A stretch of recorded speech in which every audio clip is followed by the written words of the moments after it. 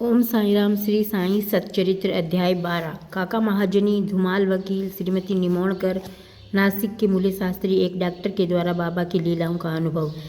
इस अध्याय में बाबा किस प्रकार भक्तों से भेंट करते हैं और कैसा बर्ताव करते थे, इसका वर्णन किया गया है। संतों का कार्य। हम देख चुके हैं कि ईश्वरीय अवतार का ध्येय साधुजनों का परित्राण और दुष्टों का संहार करना है, परंतु संतों का कार्य तो सर्वथा भिन्न ही है। संतों के लिए साधु और दुष्ट प्राय एक समान ही है। यथार्थ में उन्हें दुष्कर्म करने वालों की प्रथम चिंता होती है और वे उन्हें उचित पथ पर लगा देते हैं।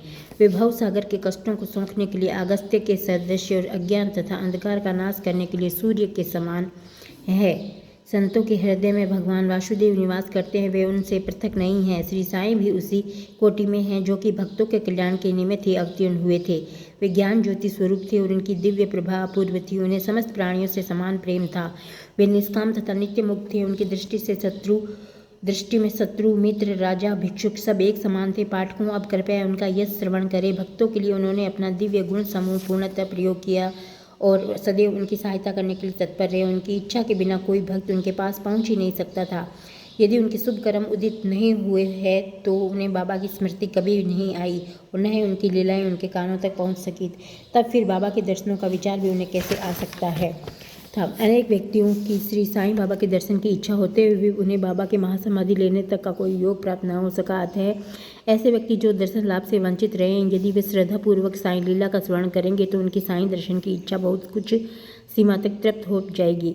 भाग्यवश यदि किसी को किसी प्रकार बाबा के दर्शन हो भी गए तो वह वहाँ अधिक ठहर नहीं सका। इच्छा होते हुए भी केवल बाबा की आज्ञा तक ही वह वहाँ रुकना संभव था और आज्ञा होते ही स्थान छोड़ देना आवश्यक हो जाता था। अतः यह सब उनकी अशुभ इच्छा पर अवलंबित था।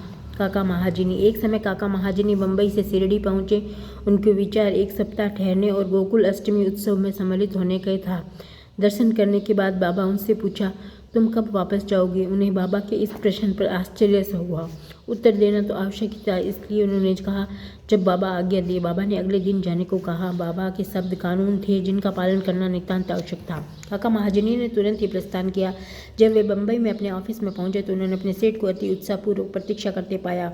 मुनि उनके अचानक ही अस्वस्थ हो जाने के कारण काका की उपस्थिति अनिवार्य हो गई थी।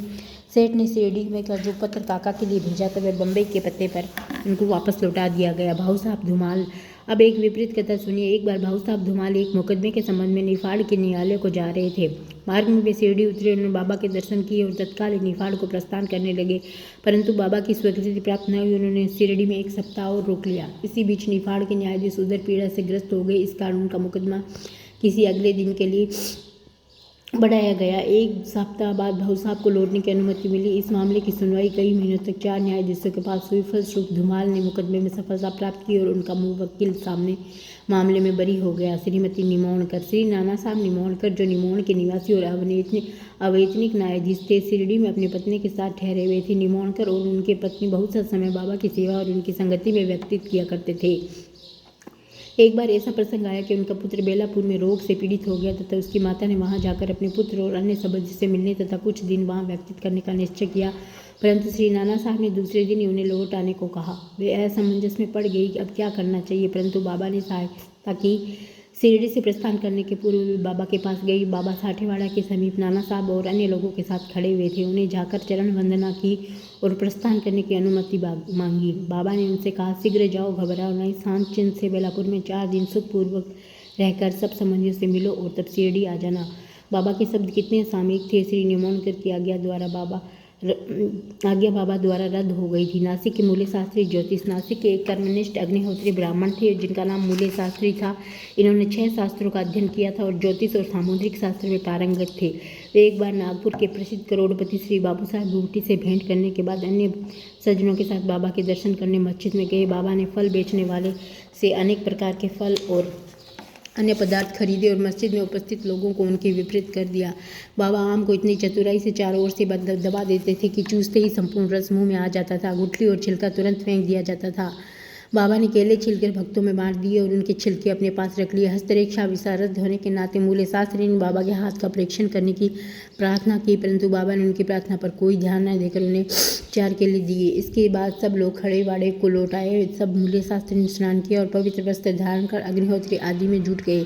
बाबा भी अपने नियम अनुसार लैंडी को रवाना हो गए। जाते जाते उन्होंने कहा कि कुछ गेरू लाना, आज भगवा वस्त्र रंगेंगे। बाबा के शब्दों का अभिप्राय किसी को समझ में नहीं आया। कुछ समय के बाद बाबा लौटे। अब मध्याह्न बेला की आरती की तैयारियां प्रारंभ हो गई थी। बापू साहब जोग ने मूले से आरती के साथ करने के लिए पूछा। उन्होंने उत्तर दिया कि वे संध्या समय बाबा के दर्शनों को जाएंगे। तब जोग अकेले ही चले गए। बाबा के आसन ग्रहण करते ही भक्त लोगों ने उनकी पूजा की। तब आरती प्रारंभ हो गई। बाबा ने कहा, उस नए ब्राह्मण से कुछ दक्षिणा लाओ। बूटी स्वयं दक्षिणा लेने को गए। उन्होंने बाबा का संदेश मूले शास्त्री को सुनाया। वे बुरी तरह से घबरा गए। वे सोचने लगे कि मैं तो एक अग्निहोत्र ब्राह्मण हूँ, फिर मुझे दक्षिणा देना क्या उचित है। माना कि बाबा महान संत है, परंतु मैं तो उनका शिष्य नहीं हूँ। फिर भी उन्होंने सोचा कि जब बाबा सरी के महान संत दक्षिणा मांग रहे हैं और बूटी सरी के 1 करोड़पति लेने को आए हैं, तो वे अवहेलना कैसे कर सकते हैं।